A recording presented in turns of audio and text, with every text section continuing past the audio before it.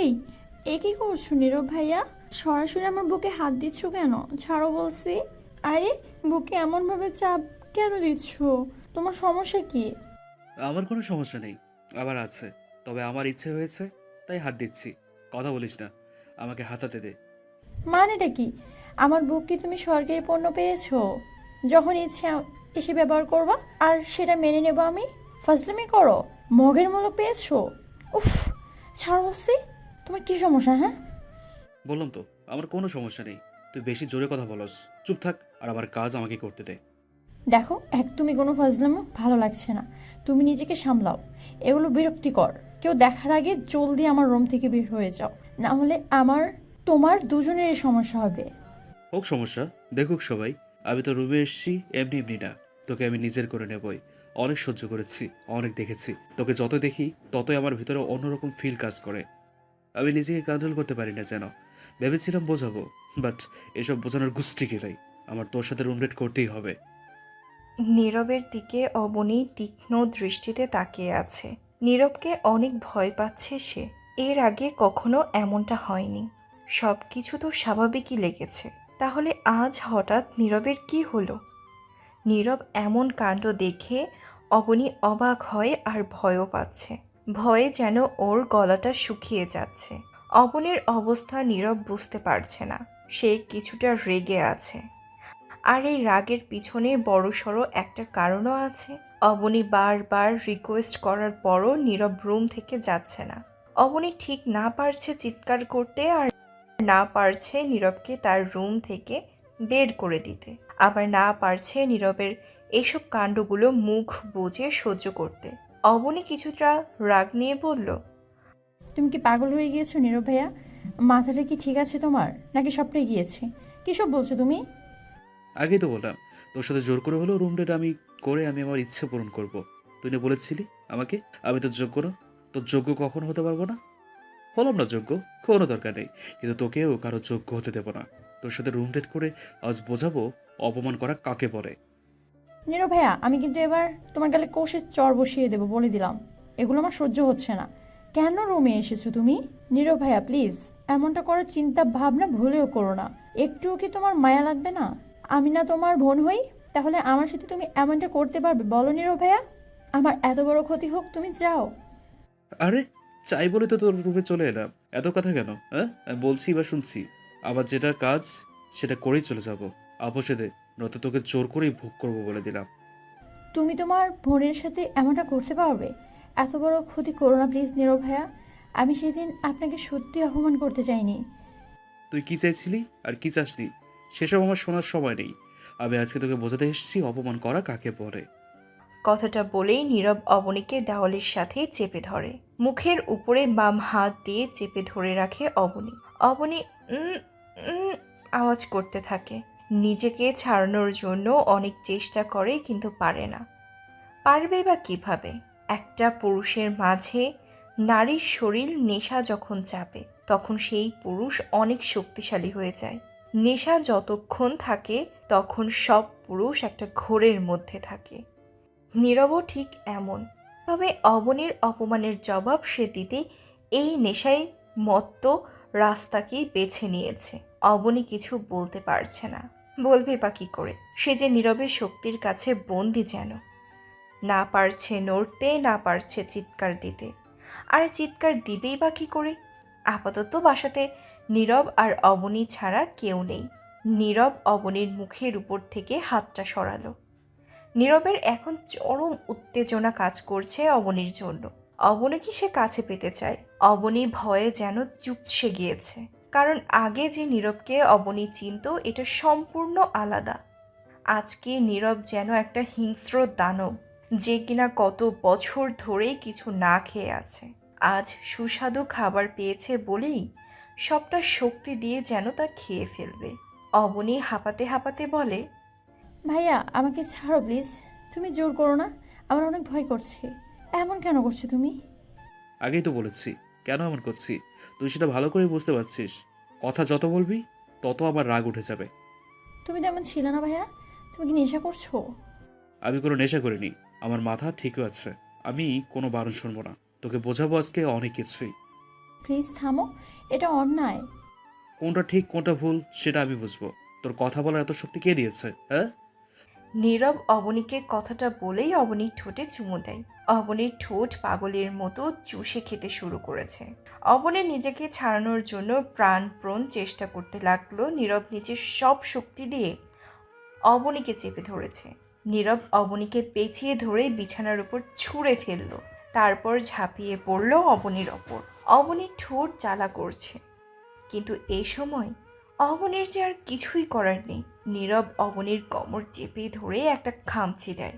অবনীর সাথে সাথে বলে, ভাইয়া, এমন পশুর মতো আচরণ করছো কেন? আমাকে কি মনে করছো? নীরব অবনীর কথায় জবাব দেয় না। নীরবের কানে যেন অবনীর কোনো কথাই ঢুকছে না। নীরব যেন এখন আর নিজের মধ্যেই নেই। সে অবনীকে এক মুহূর্তের জন্য হলেও কাছে পেতে চায়। এই চাওয়া যেন শেষ হবার নয়। পৃথিবী পাল্টে গেলেও যেন এ চাওয়া আজকে শেষ হবে না অবনীর প্রতি নীরবের। আমি আজ তোকে ছাড়বো না অবনী। তোকে ভোগ করার নেশা আমার মধ্যে প্রবল থেকে প্রবল ধারণ করেছে। আমি চাই, আমি তোকে চাই মানে চাই। তুমি নিজেকে সামলাও, আমি জানি তুমি এমন না, তুমি অনেক ভালো, আমার ভালো ভাইয়া। তুমি প্লিজ চলে যাও। এসব কথায় চিড়ে বেজবে না গো। আজকে কোনো বাধা আমি সহ্য করবো না। প্লিজ কথা শোনো। নীরব অবনীকে পাবার নেশায় আসক্ত। এই নেশা এমন এক নেশা যা নিজের ইচ্ছা পূরণ না হওয়া অবধি প্রবল হবেই। নীরব অবনীর দিকে তাকায়। অবনীর চোখে মুখে ভয়ের ছাপ, সাথে রাগ আর ঘৃণা দৃশ্যমান, যা নীরবের প্রতি এর আগে ছিল না। কিন্তু নীরবের এতে কিচ্ছু যায় আসে না। নীরব তো নিজের শরীরের চাহিদা মেটাতে এসেছে। তোমার প্রতি আমার ঘৃণা হচ্ছে। তাতে কি, কর ঘৃণা। আমারও সবাই মাথা ব্যথা নেই। আমি তোকে আজকে সেই চরম মুহূর্ত অব্দি চাই। যেটা চাইলেই পাওয়া যাবে না, সেটা জোর করেও চাইতে নেই। এসব নীতিগত সময় শোনার সময় আমার কোনোটাই নেই, ইচ্ছেও নেই। আমি বুঝি চেয়ে কিছু না পেলে জোর করেই তা পেতে হবে। এতে সেই জিনিসটা যেমনই হোক, সেটা তুইও যদি হোস, তবে তোকেও জোর করে আমি চাই। এই যে দেখছিস না, তোকে জোর করে পেতে যাচ্ছি। আমি ভাবতেই পারছি না তুমি এমন কাজ করবে আমার সাথে। অবনী নিজের চরম অসহায় মনে হচ্ছে, যেন কেউ নেই ওর আশেপাশে। একদম শূন্যতা ভর করেছে অবনীর চারপাশটাতে। বারান্দায় এক জোড়া অবনীর পোষা পাখি খাঁচায় ডানা ঝাপটাচ্ছে। হয়তো পাখিরা অবনীর আর্তদান বুঝতে পারছে, কিন্তু নেশায় ডুবে থাকা নীরব তা শুনতে পাচ্ছে না। হয়তো আজ অবনীর রক্ষা নেই। নীরব ভাইয়া, ছি, এই ছিল তোমার ভালোবাসা? তুমি না আমাকে ভালোবাসতে, এই তোমার ভালোবাসা? এরকমই নোংরা ভালোবাসা দেখিয়েছিলে তুমি? হাসি পাচ্ছে অনেক। যাকে খুব ভালোবাসতে তার শরীরে কলঙ্কের দাগ লাগাতে তোমার একটু খারাপ লাগছে না? একটু কি কষ্ট হচ্ছে না? নীরব কিছু বলছে না। রাগে ওর মাথাটা আরো গরম হয়ে যাচ্ছে। রাগে পিছনের কারণ আছে। অবনী হলো নীরবের মামাতো বোন। অবনীর বাবা মানে নীরবের মামা মারা গিয়েছিল অবনীর বয়স যখন 10 ছিল। অবনীর মাকে আরেক জায়গায় বিয়ে দেয় অবনীর দাদুরা। এই জন্য অবনীকে নীরবের মা তার বাসায় এনে রাখে। নীরব অবনীর থেকে 3 বছরের বড়। ছোট থেকেই দুজন একসাথে খেলতো, পড়তো, স্কুলেও যেত। সব কিছু দুজনে একসাথে করেছে।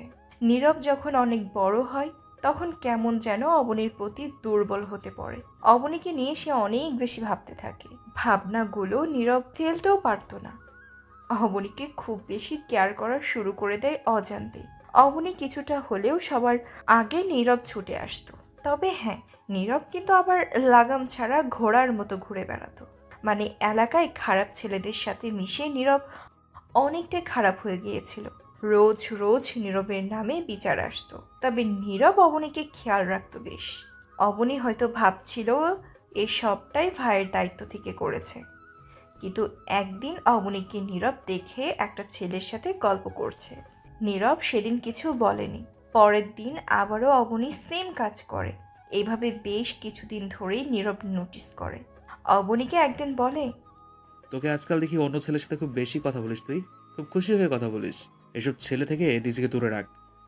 কেন, কি হলো? সমস্যা কি? তোকে বারণ করলাম, শুনবি? কিন্তু বলবা তো কি হয়েছে? হঠাৎ করে তুমি আমার সব দিক খেয়াল রাখা শুরু হঠাৎ করে তুমি আমার সব দিকে খেয়াল রাখা ধরেছো কেন? বারণ করেছি, সেটা মেনেই চলিস। নীরব আর কিছু বলে না। অবনী বিষয়টা পাত্তা দেয় না। একদিন নীরব বাসায় ফিরছিল। হঠাৎ নীরবের চোখ আটকে যায় এক জায়গাতে। নীরব দেখে অবনী একটা ছেলের হাত ধরে হাঁটছে। ব্যাস, নীরবের আর আটকায় কে?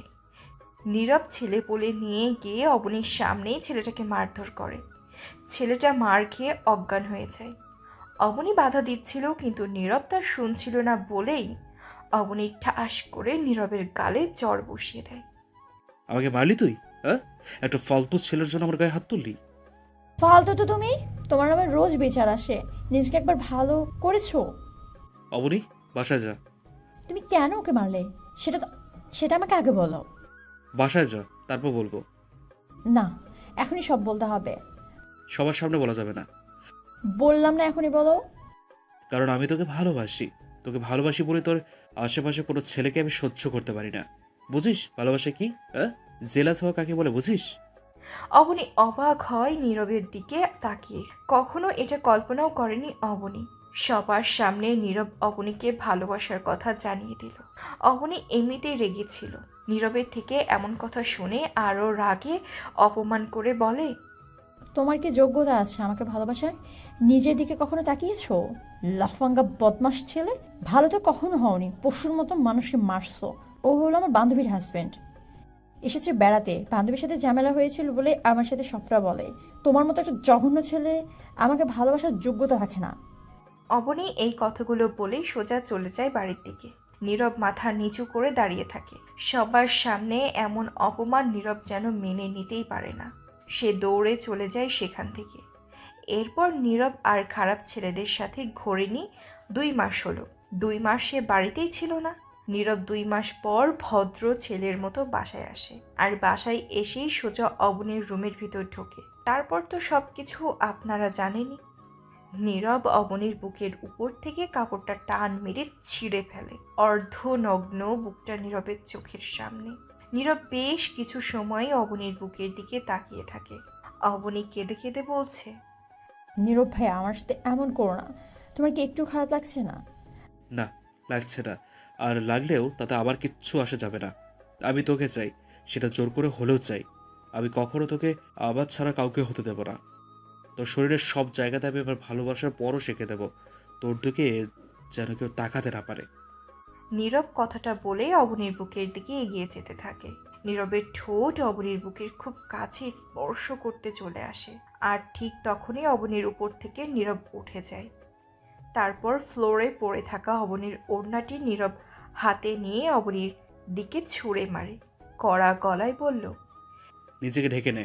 পুরুষ মানুষ ভালোবাসার জন্য কত কিছুই করতে পারে। চাইলে জোর করেও ভালোবাসা মানুষকে কাছে পেতে পারে, কিন্তু সব পুরুষ বা অনেক পুরুষ এমন করে না। ভালোবাসা পেতে নারীর পা অবধি জড়িয়ে ধরে, কিন্তু নারীরা তা বোঝে না। যাই হোক, তোকে জোর করে কাছে পাওয়ার কোনো ইচ্ছে আমার নেই। যেটা করছিলাম সেটা এমনিতেই ছিল।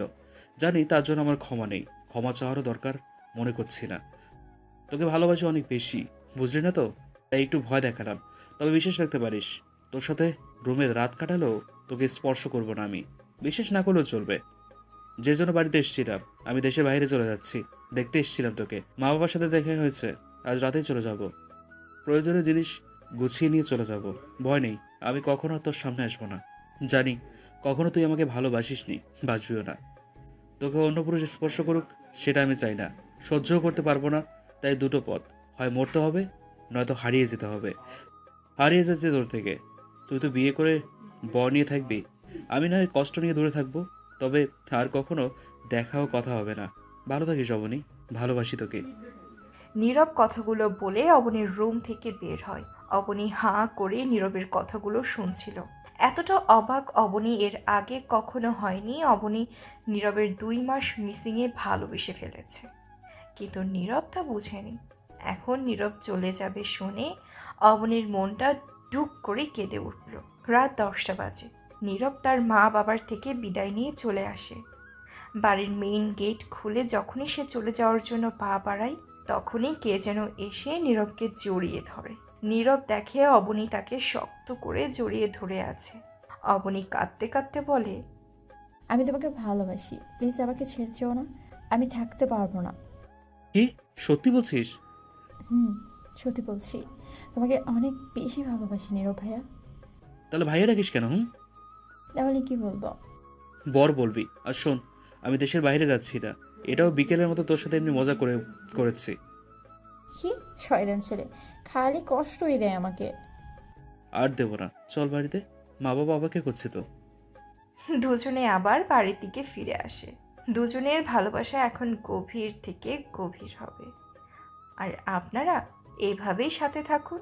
আমাদের গল্প যদি আপনাদের ভালো লেগে থাকে তাহলে আমাদের চ্যানেলটি সাবস্ক্রাইব করে পাশে থাকা বেল আইকনটি প্রেস করে অল নোটিফিকেশন অন করে দিবেন, যাতে আমাদের আপলোডকৃত নিত্য নতুন প্রতিদিন ভালোবাসার গল্প আপনারা সবার আগে শুনতে পান। ভালো থাকবেন, সুস্থ থাকবেন। ধন্যবাদ।